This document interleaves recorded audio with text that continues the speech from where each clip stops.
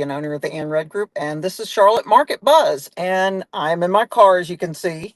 I have a closing in a few minutes, but I did want to have this live stream, and I know we're starting a little bit late. I'm trying to figure a few technical things out. I don't know what this sounds like. I don't know what this looks like. Bear with me. I won't do this very often, but this closing kind of popped up at the last minute. I got to reschedule. Nothing I can do, so we're in the car. But Tuesdays, I want to talk contracts. And today, what we're going to do is, and I know we talk about the Charlotte market, but part of our real estate market is contracts, how to navigate through them. And today, specifically, I want to talk about North Carolina's contract. South Carolina's contract is completely different. And frankly, I like it a little bit better. Um, so here's the thing. I've been licensed from Pennsylvania all the way to South Carolina. I have multiple licenses in multiple states, and I have had through my career to work through multiple different state contracts and learn them. And learning them has been interesting because every state is so completely different. And North Carolina, in my opinion, is one of the tougher states to practice real estate in. And why is what we're going to talk about today, which is three reasons why you need to know, or three things you need to know about the North Carolina contract. I might throw a fourth in at the end if we have enough time, but three things you need to know going into a purchase in the state of North Carolina. And if you're selling, this is stuff you need to know as well. Um, North Carolina contracts are weighted towards sellers. Okay, that's just the way that it is. And number one is North Carolina is a caveat emptor state.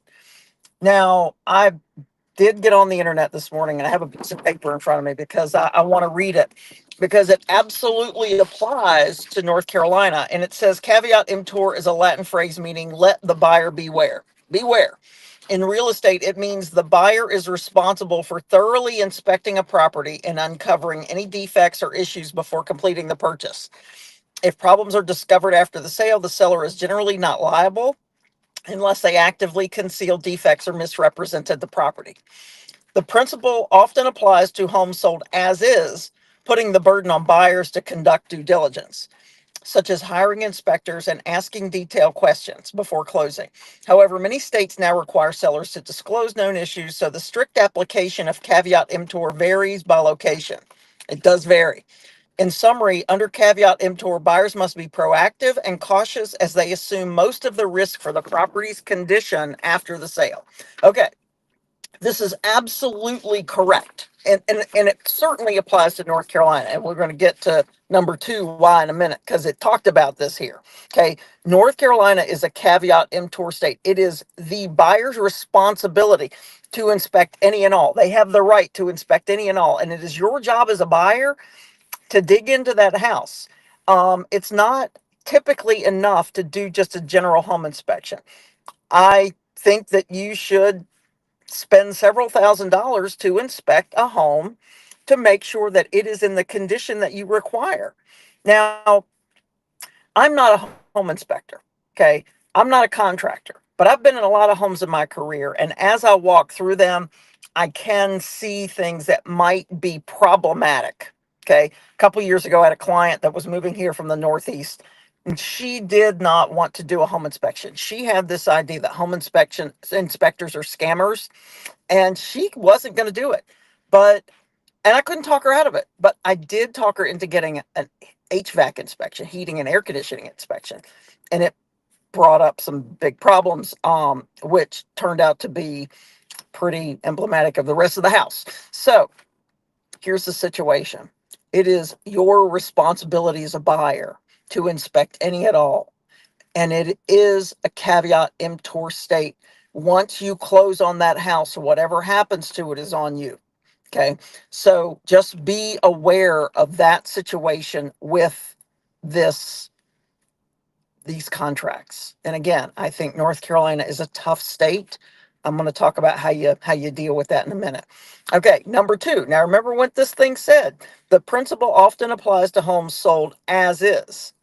putting the burden on buyers to conduct due diligence. So here's the thing. In the state of North Carolina, it is an as-is state. Our contract states that the home is sold as is. Now, it is customary for buyers and sellers to enter into negotiations for repairs, but it is not required. Okay. If you are working with an agent and that agent in North Carolina says, oh, well, we'll just ask the seller to repair that, we can get that fixed. Oh, not so fast, my friend.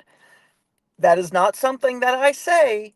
What I do say is we can make that request for a repair, but the seller does not have to say in the listing, or the listing agent does not have to say the home is sold as is and the seller will make no repairs. They do not have to say that because the contract says that. So if you're going into a purchase, and let's say you've looked at this house and you really love the house, but you know that there's going to be some repairs, do not assume that those repairs are going to get done because the contract says otherwise. North Carolina is an as-is state. So that does tie into that caveat emptor situation, okay? And I think that a lot of people misunderstand contracts, especially if they come from another state. Every state has their own contract. And I'd rather sell in South Carolina, to be honest, because this is tough. All right, number 3. Okay, so we got caveat emptor. We've got home is sold as is, and buyers and sellers do not have to negotiate repairs. Sellers don't. Number 3, this is a big one. There is no financing contingency in North Carolina. Now, there is an exception.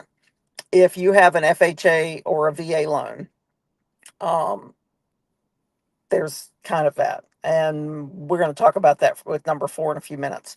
But here's the situation. We have in North Carolina something called a due diligence period.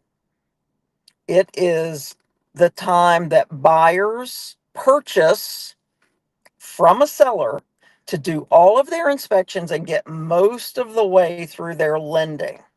Okay? Get all the way through the lending. I don't care. It's whatever you can negotiate.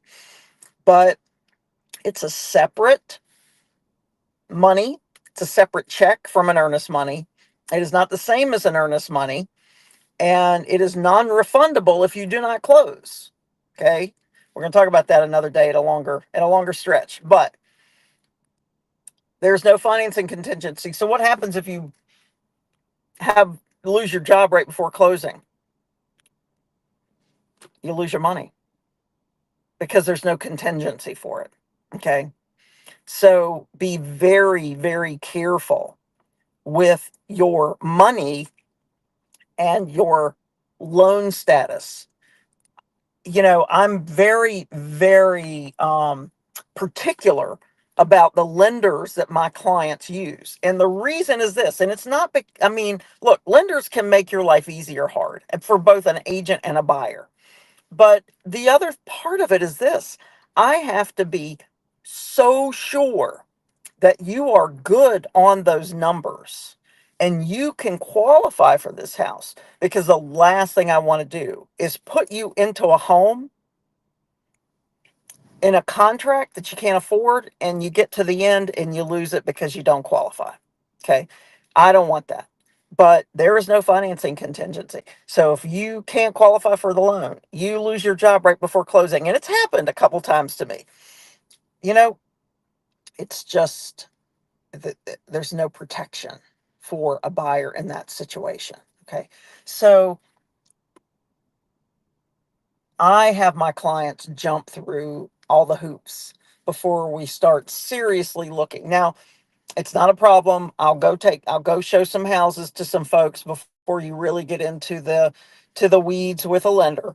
But for the most part, I like that lending stuff mostly done by a lender that I trust, because I want you to be good. And I don't care if you want to work with another lender. Here's the issue. I don't know that lender. I don't know that lender's process. And I'm not asking you to go to another lender because I I have some sort of tie-in or anything else. I want you to talk to my lender because this is somebody that I trust. And when she says you're good, you're good. And I don't know every lender out there. Okay. And we have actually in North Carolina, we have a credit union that a lot of people go to, and they actually don't pull your three credit reports until after you've gone under contract.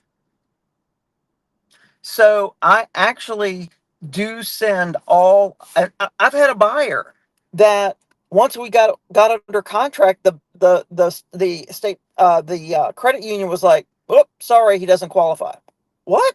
You said he did. You issued a pre-approval letter. Well, it was kind of a pre-qualification letter. They didn't look at his income. They didn't look at all of his credit stuff. So, situation here is I ask you to talk to my lender because I know her process. I'm not asking you to jump through these hoops because it's fun and games for me. I know it's stressful. Okay. So here's what we've got. We've got caveat emptor, home is sold as is, no financing contingency. And here is number 4. And I see a lot of agents that don't quite understand this. And this is a really, really good conversation to have about an agent's understanding of the contract. Our North Carolina contract says the home is to be sold at the contract price. The appraisal price doesn't matter. Now, we have a little thing with FHA and VA homes with our addendum that the house has to appraise for contract price. But other than that, if you're doing a conventional loan and that house doesn't appraise, we can go back and ask for a price reduction. Many times I get it, sometimes I don't, because I know what the contract says. Now, if this is a situation where these folks cannot get this house without this house appraising, that's a bigger argument. But again, the contract says the house doesn't have to appraise, it just has to sell for the contract price. So obviously, there's some nuances there. If I'm working with an agent that I've known a long time, or we've gotten along very well and we work well together, it's an easier conversation to have with people. However, if I'm working with somebody that's really difficult, they're tough, it, it's not always a given that I'm going to be able to get that contract price reduced because the house didn't appraise. So, the big picture here, the big conversation is, are if you're looking to buy a home and you don't have an agent, or maybe you do have an agent, somebody referred you to someone, you might want to ask them, like, how's your understanding of the contract? And if their eyes glaze over, you might want to think twice about it, because this this situation can cost you money if you don't work with someone that understands that contract and how to navigate through it. Look, I sell homes. I sell homes to buyers. I sell homes for sellers. I have a good understanding of that contract. But let's face it, 50% of the agents in the United States have sold 0 to 2 houses in their career. In their career. So you cannot tell me they understand the contract because they're not doing enough transactions to know the nuances and how to navigate through them. And I know that because I deal with buyer's agents on my listings all the time. And I have had to deal with some buyer's agents that didn't know what they were doing at all and didn't understand the contract. So ask your agent, tell me about the due diligence period. Tell me about your understanding of as is. What is your understanding of financing in North Carolina? What protections do I have?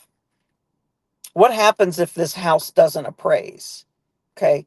I don't talk in absolutes. Oh yeah, I can get that I can get that reduced. I can get that fixed. We can request it, but I can't guarantee it. Okay. So that's just the conversation I wanted to have this today about North Carolina real estate, and we will talk about the South Carolina contract because there's some nuances there too. But there are more protections for buyers in South Carolina. And if you think in North Carolina that it's weighted towards seller, the contract is it is. I am sorry to tell you it is. And it can make things very, very hard for buyers. So having somebody strong standing beside you and getting you through the contractual period of this of a purchase and understanding the contract and the pitfalls that could be coming up is so so important. And that's really why I wanted to have that conversation today. I've had some conversations recently with some agents that certainly didn't seem to understand exactly what was happening.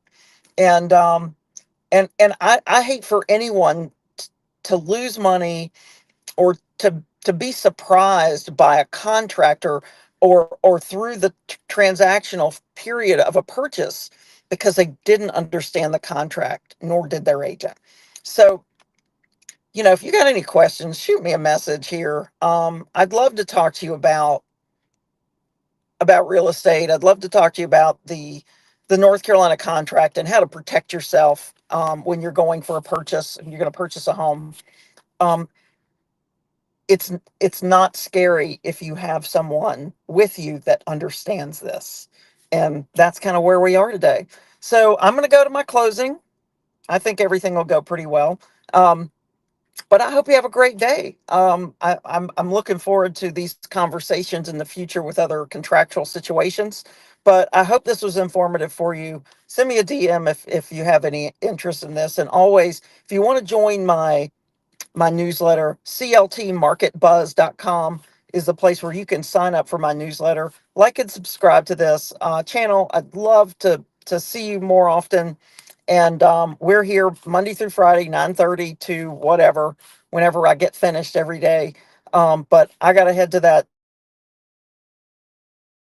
I'm going to I'm going to run, but I hope you have a really wonderful day. Take care.